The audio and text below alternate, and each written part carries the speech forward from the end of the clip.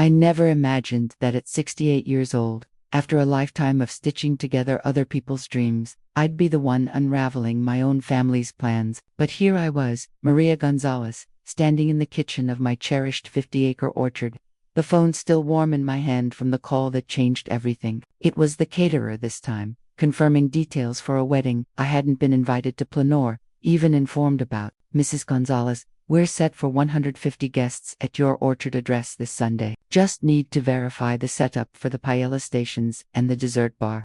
My orchard, my sanctuary, the place I'd bled for, sewn for, sacrificed for over 35 years as a seamstress in the bustling garment district of the city, and my daughter Sophia and her fiancé Alex had decided it was theirs to commandeer for their perfect day. Let me take you back, because to understand the fire that ignited in me that morning, you need to know the soil it grew from. I started working at 18, fresh off the boat from a small village in Mexico, with nothing but a sewing kit and a determination forged in poverty. For 35 long years, I hunched over machines in sweatshops, mending hymns for designer labels that paid pennies on the dollar, my fingers calloused from needles, my eyes strained from dim factory lights, enduring foremen who barked orders like I was machinery myself. Festa Maria, that seems crooked, do it again, they'd shout, docking my pay for every imperfection. I swallowed it all, saving every scrap of wage, dreaming of a patch of earth where I could grow my own roots. No more renting cramped apartments, no more landlords evicting me for late payments,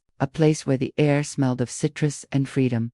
I remember the day I found the listing online, 50 acres of orange and lemon groves on the edge of the valley, with a charming stucco hacienda, a wraparound veranda, and views of rolling hills that stole my breath. The price was astronomical, a number that mocked my savings account, but I doubled down. Day shifts in the factory, night gigs altering wedding dresses for brides who'd never know the irony. My back ached like fire, my hands bled from pricks, but each stitch brought me closer. At 60, I closed on the property. Holding that deed, Maria Gonzalez, sole proprietor, I wept on the veranda, the scent of blooming oranges wrapping around me like a hug from the universe. This was mine. Every tree, every beam, every sun-kissed fruit. I'd paid for it with decades of invisibility, turning other women's fantasies into fabric while mine simmered on the back burner. But to Sophia and Alex, it was just the family retreat.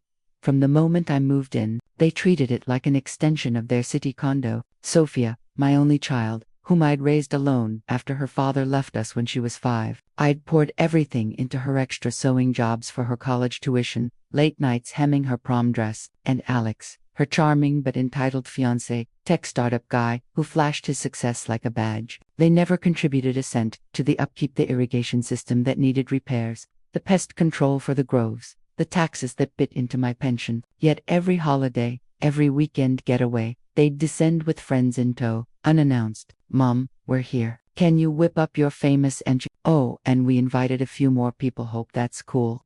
Alex would lounge by the pool I'd installed with my savings, sipping beers, while Sophia scrolled her phone on the veranda swing. I'd cook for crowds, scrub the sticky spills from their late-night bonfires, pick up discarded towels and bottles, all while they laughed and toasted to family. I bit my tongue, thinking it was love, that this was how you built legacies. How foolish I was, mistaking exploitation for affection. That fateful Tuesday, I was out in the groves, pruning lemon branches under the warm sun, when the first call came. A polished voice. Hello, Ms. Gonzalez. This is from Valley Blooms Florals. We're confirming the orchid arrangements and the aisle runners for Sophia and Alex's wedding this Sunday at your orchard. My pruning shears slipped, nicking my thumb. Blood welled up as confusion hit me like a sudden storm. Wedding? What wedding? The florist chuckled, thinking I was joking. The one for 150 guests. We've got your address right here. 50-acre orchard, hacienda venue. I stammered something about a mix-up, hung up, and sank onto the dusty ground. My heart hammered, the world spun. Deep down, I knew it wasn't a mistake. This was them assuming, taking, erasing me again. The calls snowballed that week, each one a fresh wound. The photographer inquiring about golden hour shots amid the orange trees, the band leader asking about power outlets for their amplifiers, the rental company for tents and chandeliers. Each vendor had the same details. My orchard, Sunday afternoon, a lavish affair for Sophia and Alex. Not once had they mentioned it to me. Not a whisper, not a courtesy ask. as if I were a ghost haunting my own home, irrelevant to their grand plans. By Wednesday, the rage boiled over. I dialed Sophia, my voice steady, despite the tremor in my chest. "We need to talk, Mia," she sighed, exasperated. "Mom, I'm swamped with work." "What's up?" "Your wedding at my orchard." Silence stretched like elastic, then snapped. "Oh yeah, we meant to tell you. It's going to be amazing, don't worry. We're covering all costs. Just make sure the place is tidy, and maybe prepare some snacks for the after-party crew." Snacks, tidy, as if my life's work was a rentable Airbnb with complimentary maid service. 150 guests, Sophia. Without asking, she laughed it off. "Come on, Mom. It's family. You'll love meeting Alex's relatives. Besides, your orchard is perfect, rustic chic, you know. What else are you doing Sunday anyway?" "Your days are pretty chill." "Chill. My days were spent tending groves, fixing fences, living the peace I'd earned." I hung up, tears stinging. But they weren't sorrow, they were fury, pure and clarifying. That's when the idea sparked, bright and vengeful. I searched online for the swankiest event planner in the valley, Lux Affairs, run by Victoria Lang. "Hello, I'd like to rent out my orchard for an exclusive gala this Sunday." Her assistant hesitated, short-noticed, but when I described the 50 acres, the hacienda's elegance, the panoramic views, interest peaked. "It's for a high-profile charity auction." I fibbed, my voice firm. "Privacy is key. I'll pay premium." We met that afternoon. Victoria toured the property, her eyes widening at the potential. "Ms. Gonzalez, this is a goldmine. You could host events regularly." We signed $4,500 for the day, set up at noon sharp. As she left, I felt a surge of power I hadn't known since buying the place. This was my orchard, mine to command. Thursday brought more preparation. I weeded the paths, polished the veranda rails, arranged fresh citrus bowls in the hacienda. If I was claiming my domain, it would shine. That evening, another call from Sophia, frantic. "Mom, the tent company says there's a conflict gala booked at your place Sunday." I feigned innocence. "Oh yes, I rented it out. Great opportunity." Her voice cracked. "But our wedding, fix it." "It's my property, Sophia, you should have asked." She hung up, promising to sort this. Friday morning, they arrived like a storm front. Sophia, in yoga gear. Alex, in his designer jeans, faces thunderous. "Mom, what the hell?" Alex barked, barging into the hacienda. Sophia paced. "Cancelled that gala. We've got invites out, flights booked." I stood tall. "You planned without me. This is about respect." Arguments flew. "Please, bribes, we'll pay you $6,000. Threats, you're ruining our lives." Sophia sobbed. "We're family, help us." But their words echoed hollow against years of disregard. I showed them the door, heart pounding with liberation.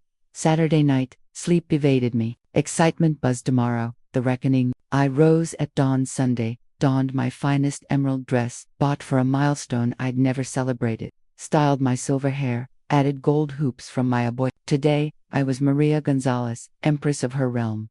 Vendors trickled in early, florists with bouquets, caterers with trays, but Lux's signs, "Private Gala," no entry, stopped them cold. Confusion reigned. I sipped tea on the veranda, directing them to contact the bride and groom. By 11, Lux's team transformed the orchard, crystal stemware on linen-draped tables, string lights in the trees, a podium for speeches. Victoria beamed. "Ms. Gonzalez, let's discuss ongoing partnerships. Your place is ideal for elites." Guests arrived, noonish, puzzled families in finery, milling at the gate. "Where's the wedding?" They'd ask. "Not here today," I'd reply. "Owner's prerogative." Whispers spread, shock, anger. At 1 o'clock, gala attendees rolled in, philanthropists in couture, toasting the exclusive venue. Then, at 2 o'clock, the bridal procession, limos adorned with flowers, Sophia radiant in lace, Alex dapper in gray. Their joy shattered seeing the gala in full swing. Sophia wailed, "This is our day." Alex stormed the veranda. "Mom, end this now. We'll pay anything, $15,000. I descended steps gracefully. "It's not money, it's dignity. You took mine for granted." Victoria intervened politely, affirming the contract. As they begged, I stood firm. The orchard's breeze carrying sense of justice. In the end, they scrambled, relocated to a hasty park setup, guests grumbling. Me. I mingled with gala folk, who praised my stunning estate. That night, alone under stars, I toasted myself. For 35 years, I'd sown others' stories. Now, I'd tailored my own long, intricate, and utterly mine. The war wasn't over. Sophia and Alex would stew, perhaps learn, but my orchard, it bloomed brighter, under my rule alone. Eleanor gazed at me with a blend of shock and what bordered on outright terror. For the first time in her adult life, she was viewing her father as more than just the family's silent provider, the man who fixed things around the house without complaint. For the first time, she was realizing that I possessed authority, my own desires, and the strength to draw a line in the sand. What on earth are we supposed to do with all these people? Marcus whispered hoarsely, his voice cracking under the strain. How do we break it to them? How do we explain that Grandpa called off the engagement party? I didn't call off a damn thing. I corrected for what felt like the 100th time. You threw together an entire celebration on someone else's land without bothering to check with the owner. At that precise moment, more vehicles started pulling into the driveway, vans and sedans, spilling out entire clans, all dressed to the nines. Kids in tiny suits and frilly dresses darted across the gravel lot, giggling elderly relatives leaned on walkers, peering around with furrowed brows, wondering where the festivities were kicking off.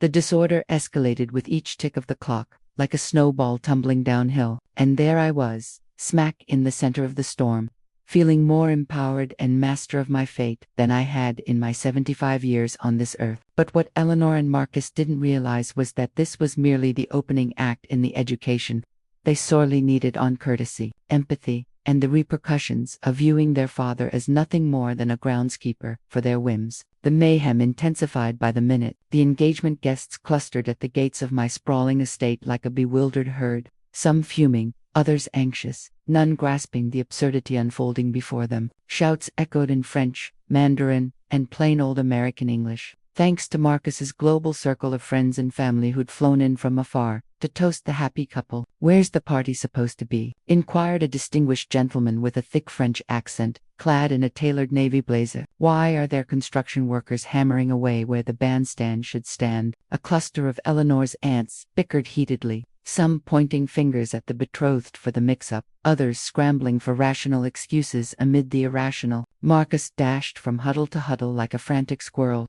his crisp tuxedo now smudged with dust from the estate's manicured lawns. It's all a terrible mix-up, he'd stammer, his composure fracturing. My father-in-law got the dates crossed. We're sorting it out right now. But each plea grew more frantic, less convincing. Eleanor, meanwhile, had shed the poised grace expected of a bride-to-be. Her elaborate updo was unraveling, her pearl necklace askew, as she stormed back and forth, dialing furiously on her phone. We need a venue for 250 people immediately. Money's no object. This is a crisis. Yet it was a bustling Friday evening, and every ballroom, vineyard, and upscale club was booked solid with their own galas. No one could squeeze in 250,000 souls on zero notice, complete with floral arches, live music, and a full banquet spread. All the while, I perched on my veranda, an enthralled audience to the most gratifying spectacle of my twilight years. The crew from the home renovation company plowed ahead with their project, utterly detached from the familial fiasco mere yards away, absorbed in blueprints, power tools, and site inspections. Occasionally, a puzzled guest would venture up to me for clarity. "Pardon me, sir, do you have any idea where the engagement toast is happening?" I'd respond with utmost civility, "You'll have to direct that to the couple themselves. I'm merely the estate's proprietor, and today, it's under contract for a remodeling job." The bafflement etching their features was priceless. They couldn't fathom how the bride's grandfather could be clueless about his granddaughter's milestone. They couldn't wrap their heads around another crew occupying the grounds on this pivotal date. Nothing added up in that disarray was precisely my design. By 4 p.m., Rabbi Miriam, the officiant slated to bless the union, pulled up in her modest hybrid. She was a middle-aged woman, perhaps 55, with the serene wisdom honed from years navigating interpersonal tempests. She stepped out, surveyed the bedlam, and made a beeline for Eleanor, placing a gentle hand on her arm. "My dear, fill me in on this pandemonium." Eleanor crumbled before Rabbi Miriam, as if the spiritual leader's presence yanked her back to the dutiful girl who'd attended synagogue school without fail. "Rabbi, my grandpa leased the estate out for..." Back to the dutiful girl who'd attended synagogue school without fail. "Rabbi, my grandpa leased the estate out for renovations. We had no clue, we never bothered to confirm." The rabbi's gaze shifted to me, her eyes brimming with the insight of someone who'd witnessed every shade of human folly. She ascended the veranda steps deliberately and settled into the wicker chair beside mine. "Samuel, I presume. I'm Rabbi Miriam. Might we chat?" "Certainly, Rabbi." I appreciated her tactful demeanor. No bluster, no guilting, just a quest for understanding. "Tell me your side," she urged in that soothing tone reserved for heartfelt confessions. I laid it all bare. From the ground up, the 45 years I'd poured into building this estate from a rundown plot into a verdant haven, the past 7 years of being relegated to janitor status on my own turf, the uninvited gatherings that left messes in their wake, the engagement bash orchestrated without a whisper to me, the 250 RSVPs dispatched bearing my address, sans consent. I spilled it with the candor due a spiritual guide. Rabbi Miriam absorbed it all quietly, nodding occasionally, withholding judgment on either side. When my tale wrapped, she pondered the vista, the renovation team bustling in the gardens while the guests milled restlessly in the drive for a good few minutes. "I sense you are hurt, Samuel," she said at last, "and I get why you feel overlooked. Yet consider the 250 souls here in good faith, eager to honor your granddaughter's joy." "Rabbi, I didn't orchestrate this mess. I simply safeguarded what's mine." "True enough, and that's your prerogative. But now, let's ponder a compassionate resolution." I respected her neutrality, but bristled at the notion that I should mop up other spills. "What's your idea?" "The renovation is locked in by contract. We can't disrupt that. But maybe the side lawn could host a modest blessing for immediate kin, then scout a nearby hall for the reception." It was sensible, I'll grant, but yielding would undercut the lesson that they could trample boundaries, banking on me to bail them out. "Rabbi," I met her gaze squarely, "for 7 years, I've shielded my granddaughter from her choice's fallout. I've scrubbed after her soirees, catered to her crowds, let her commandeer my home like a hotel. Each rescue reinforces that she can act freely, 'cause Grandpa's always the fixer." The rabbi nodded thoughtfully, grasping the ethical bind. "And what outcome do you envision?" "I believe she must grasp that actions breed outcomes. You can't commandeer another's domain without love, not even kin's." Just then, Marcus bolted up, his gown his suit trailing dust, mascara streaking his no. "Marcus is the fiancé." "Wait, let's correct." Marcus, the fiancé, rushed over, his suit rumpled, face etched with plea. "Rabbi Miriam, thank heavens. Please, intervene. Samuel must see this is our milestone." The rabbi regarded him with empathy laced with resolve. "Marcus, before milestones, we address respect for elders, but we assumed family, you know. No need for formalities. Assuming trumps asking the owner." She pressed gently, her patience a disarming force. "We've always hosted here without issue," Marcus protested. "No prior complaints." "That's the crux," the rabbi countered. "Absence of complaint doesn't erase the oversight." In that instant, witnessing Marcus confront reality via a faith leader, I felt validated. Someone else perceived the 7-year erosion of my dignity, the reduction to mere custodian.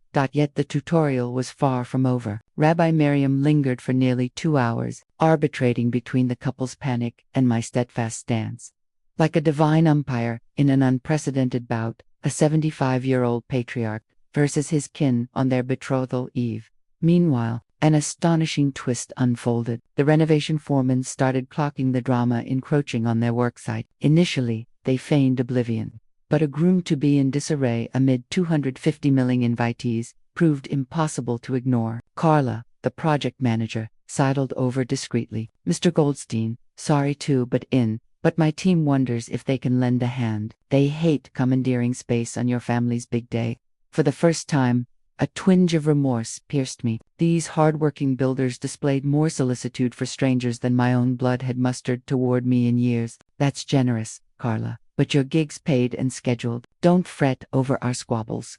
"Well, if you reconsider, we're wrapping by 7 p.m.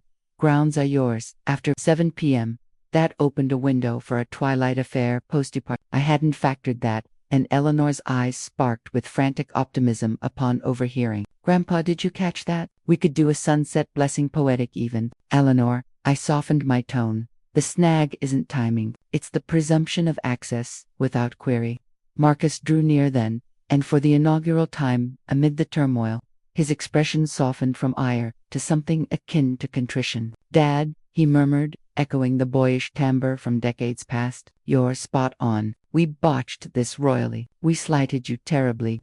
I held my tongue, gauging if this transcended expedient remorse. We erred in assuming your estate was ours to claim. We shouldn't have mailed invites with your address unchecked, nor treated you like staff over sovereign.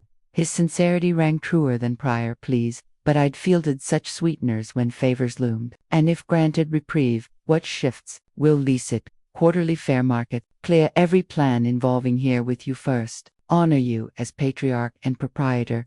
Quarterly lease. Veto rights. Esteem as lord of the manor all I'd craved for 7 years. Materializing only in dire straits. How much quarterly? I probed, intrigued despite myself. $2,500 per quarter. He shot back, plus covering all upkeep, landscaping, fixes, bills during our stints. $10,000 yearly, plus overheads, windfalls unspoken till necessity bit. Eleanor then dropped to her knees before my chair, her elegant gown pooling like ivory silk on the veranda. Samuel, I vow on everything sacred, will never undervalue you again. You'll reign as this estate's king, as befits you. Their pledges hung heavy. A crossroads, the rabbi watched silently, guests fidgeted afar, builders hammered on. In that suspended breath, I weighed mercy against justice, pondering if this debacle had etched the lesson deep enough. Perhaps it had, or maybe the saga demanded one final twist to seal it eternal. But for now, the air thrummed with potential mending, a family teetering on redemption's brink. Once upon a time, in the rolling hills of a quiet countryside town called Willowbrook, lived a woman named Eleanor Whitaker. At 68 years old, Eleanor had spent the better part of her life, 45 grueling years, to be exact, working as a seamstress in the bustling factories of the city. She mended clothes for the wealthy, stitched uniforms for schools, and tailored suits for businessmen, all while saving every spare penny. Her dream had always been simple: to own a piece of land where she could retire in peace, away from the noise and demands of others. That dream became reality when she purchased a sprawling vineyard estate, complete with lush grapevines, a charming old manor house, and acres of scenic views that overlooked a sparkling lake. It was her sanctuary, her hard-earned reward after decades of backbreaking labor and quiet sacrifices. Eleanor's only child, her son Marcus, had grown up watching her toil away. He was a successful architect now, married to a vibrant young woman named Isabella, a marketing executive with a flair for the dramatic. They had 2 energetic grandchildren, Lily, 7, and Theo, 5,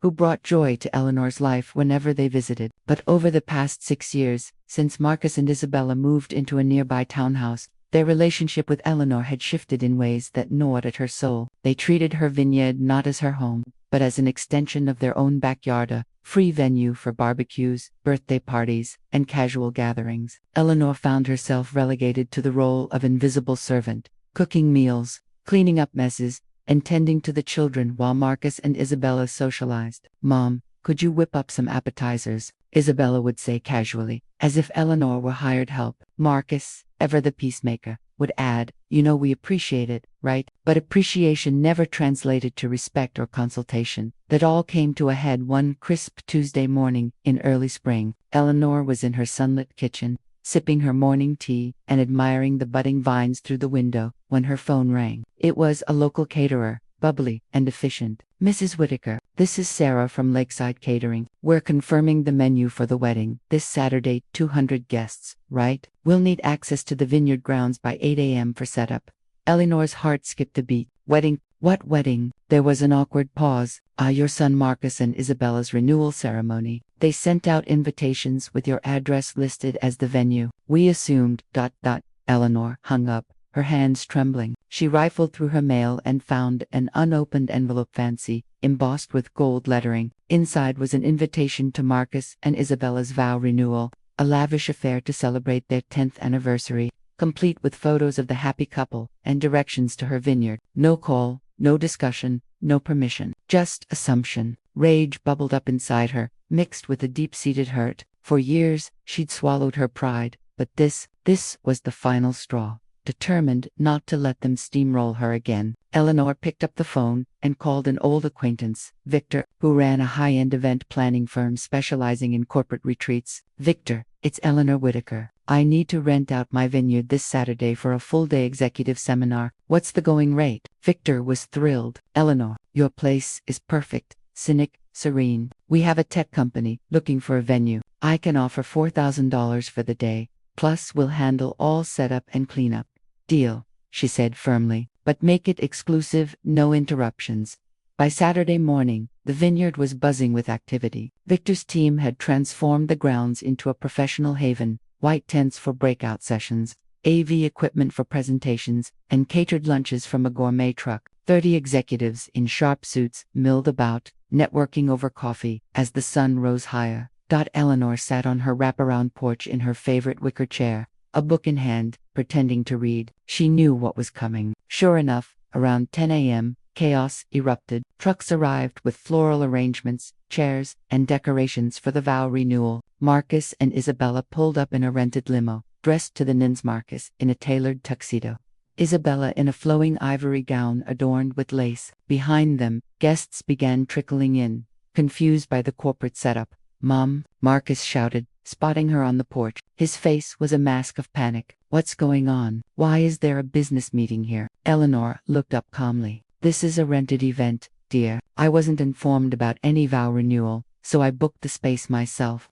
Isabella's eyes widened in horror. "But the invitations, we sent you one. Did you ask me?" Eleanor replied evenly. "No, you assumed." Like always, the argument escalated as more guests arrived, parking haphazardly and whispering among themselves. Father Gregory, the kindly priest who'd known the family for years, arrived in his clerical robes, Bible in hand. He took one look at the scene and pulled Eleanor aside. "Eleanor, what's this about? Marcus says there's a mix-up." "No mix-up, Father," she said. "They planned a 200-guest event on my property without my permission. I've rented it to Victor's clients for the day." Marcus and Isabella begged, their voices cracking. "Mom, please," Marcus pleaded. "We'll pay you rent from now on, $1,200 a month for weekend use. We'll consult you for everything. Just let us have the ceremony." Isabella, tears smudging her makeup, dropped to her knees in the dirt, her gown pooling around her. "I'm sorry, Eleanor. We've been awful. Please forgive us." It was a poignant sight. The woman who'd treated Eleanor like a maid for years, now humbled in her finery. But Eleanor knew, desperation's promises often faded. Still, as she surveyed the scene, the executives focused on their agenda. The bewildered guests, her son and daughter-in-law in distress. She felt a surge of power she'd never known. Father Gregory's eyes twinkled with wisdom. "What does your heart tell you, Eleanor?" "My heart loves my son," she admitted, "but it's weary of being invisible in my own home." The priest nodded. "Love and respect must coexist. How will you balance them?" As the weight of the moment pressed on, a brilliant idea sparked in Eleanor's mind. Simple, elegant, transformative. She stood, addressing the crowd. "Everyone, listen. These 200 guests deserve a celebration, not a fiasco." Isabella's face lit up. "You'll help better," Eleanor said with a genuine smile. "I'll show you how to do it right." She approached Victor. "How quickly can your clients wrap up if we offer a 40% discount and invites to stay for a unique vow renewal?" Victor's eyes sparkled. "With that, by 4 p.m., it'd be a PR goldmine for us. Corporate meets romance." Turning to Marcus and Isabella, Eleanor laid out her terms with unyielding authority. "The ceremony happens after 4 p.m., on my conditions." They nodded eagerly, but she continued. "First, all future events get my approval a month in advance. Second, $1,200 monthly rent plus maintenance. Third, I'm publicly honored as the owner and hostess. Fourth, during the toast, I tell the full story how you planned this without asking, treating my home like your playground." Horror dawned on their faces. "Mom, no," Marcus whispered. "The humiliation. Weren't you humiliating me for years?" Eleanor countered softly. Father Gregory interjected gently about family bonds, but Eleanor stood firm. "My private pain lasted years. Yours would be minutes." After tense deliberation, they agreed everything, including the toast. The plan swung into action. Victor's team accelerated, executives intrigued by the drama. By 4:30, the vineyard shifted seamlessly. Corporate tents repurposed for the renewal, flowers arranged under the ancient oak tree Eleanor had nurtured. The ceremony was breathtaking under the afternoon sun. Father Gregory's words on commitment resonated deeply. As vows were exchanged, applause erupted, a blend of family cheers and executive claps. Then came Eleanor's moment, microphone in hand, She stood tall. Good evening. I'm Eleanor Whitaker, Marcus's mother, and proud owner of this vineyard. Applause followed, but she pressed on. I learned of this event via a caterer call invitations sent without my consent. Gasps rippled through the crowd. For 45 years I sewed for others to buy this haven. Yet for 6 years, I've been treated as staff here. Silence fell. I booked a corporate event today to remind them. This is my home, but love prevails, so we're here on my terms. The toast to respect and family drew thunderous applause. Marcus hugged her, whispering apologies. Isabella followed, vowing change. The evening bloomed into magic, dancing under string lights, executives mingling with relatives. Victor offered Eleanor a partnership. Her vineyard became a hot venue. 8 months later, Eleanor's life was reborn. The business thrived. $4,000 to $6,000 per weekend event. Marcus and Isabella paid rent punctually, consulted her meticulously. Mom, is next Friday free for a picnic? Marcus would ask respectfully. She was no longer the clean. They served her now. Grandchildren adored their strong nana. The town buzzed with her tale-inspiring women to set boundaries. Widowers courted her, but she cherished her independence. Nights on the porch, wine in hand, Eleanor gazed at the lake, grateful. At 68, she drew it on, her story, from seamstress to sovereign, teaching that respect is love's foundation. It was never too late for dignity. This was her triumph, her life on her terms.